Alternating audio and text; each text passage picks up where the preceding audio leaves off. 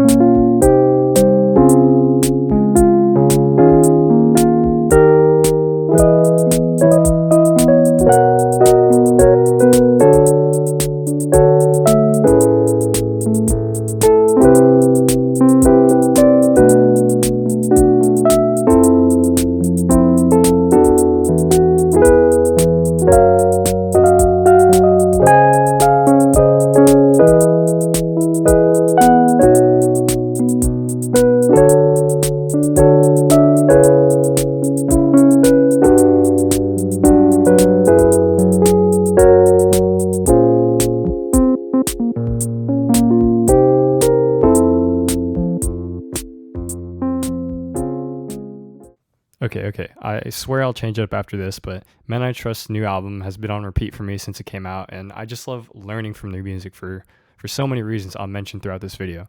I also saw them live. Okay, just getting into this song, the A section is kind of in A flat, and you'll see why I say kind of. So we start on this 2 chord of this B flat minor 9. And I think in some comment or interview somewhere, Men I Trust mentioned that they start a lot of these songs on Dorian on the new album. So here we are on the 2 chord. So now we play our 3 chord real fast, a C minor 7, which leads us to this really spicy F major 7. I should note quickly that it leads us here partly because C is the 5th of F, strong root movement. I'll come back to this in a sec. So onto this F major 7.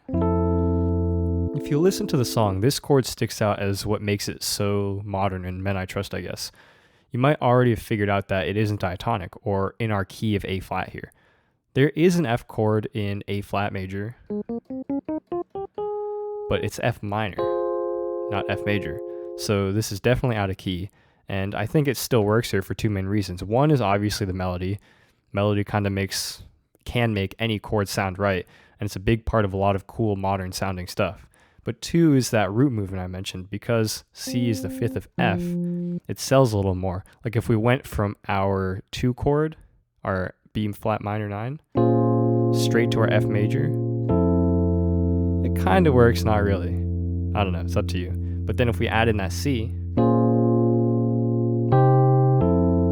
we got that root movement. So after this F major 7, we play what I hear as a D flat major 6. To smoothly get us back to our B flat minor 9.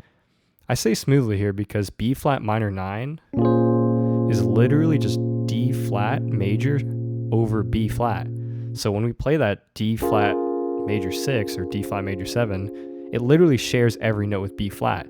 So it's kind of a mini resolution, but we're still moving along the song because the root note is here. This voice leading / usage of common tones is literally everywhere in Men I Trust songs. So this 4 chord section repeats with some variation of the vocal melody.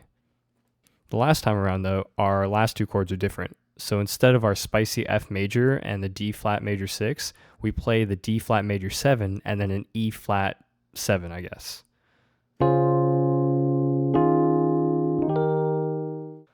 Some of you may have noticed these as being the 4 and 5 chords of A flat. So in other words, these chords are completely diatonic, they're in the key, which is why even though they still move us forward in the song, they sound a little bit more at rest than that spicy F major from before. So in other words, these 2 chords, instead of these 2 chords, are kind of a mini ending to our A section and prepare our ears for the super spicy chorus. Before we go to the chorus though, I should add that this E flat is played as a suspended chord first, and then a normal major. Men I Trust literally does this everywhere, and it's a great way of lengthening an otherwise boring dominant chord resolution.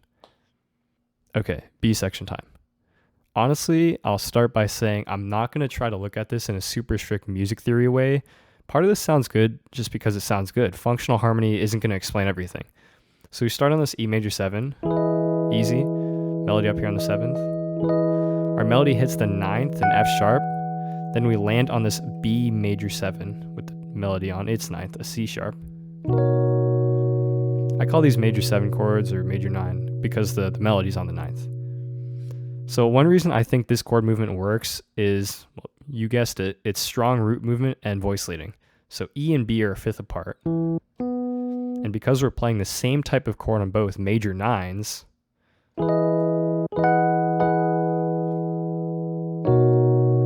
literally every note in the chord is moving by a fifth. So E becomes a B, G sharp becomes a D sharp, B becomes an F sharp, and you get the idea.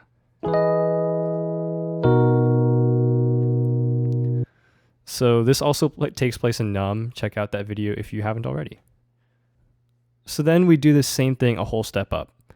I just see this as a key change. It's straight up and is a way of repeating the previous 2 bars while also moving the song forward, keeping the same new idea. So D major 7 to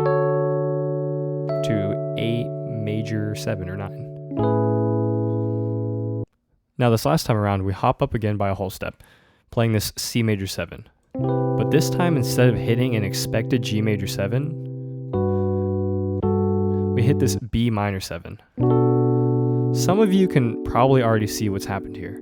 Our B minor 7 is literally just a G major 9 from the 3rd up.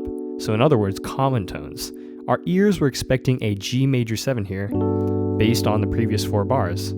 But the thing is, every note in B minor 7 fulfills this expectation.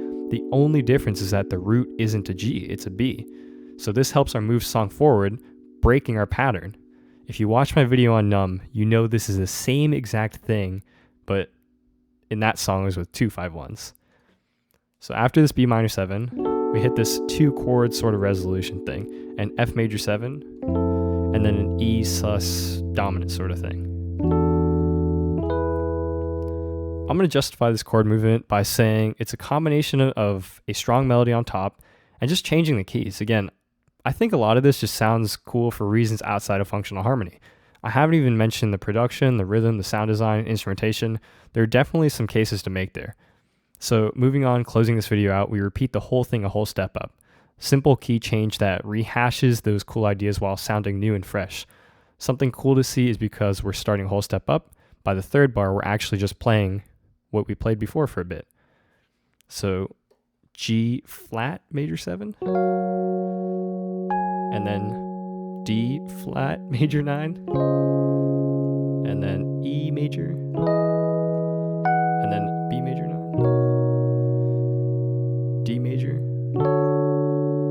and then here's our expectation breaker. We play a D minor, D flat minor, and then our mini resolution, so G major 7, and then a G flat sus, and then a dominant.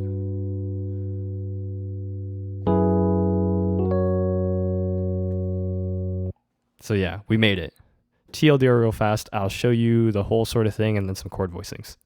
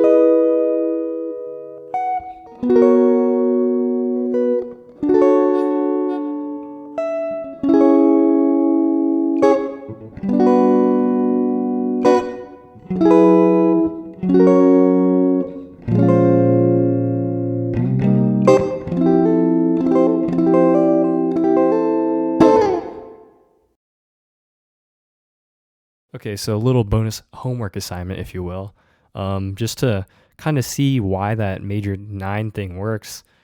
Pick any major 9 chord anywhere. I mean, you can pick any chord here. It'll still the same concept, but stick with C major 9 for here. And then we'll go up or down to the 5th, so G or G down here, and then play a major 9 chord.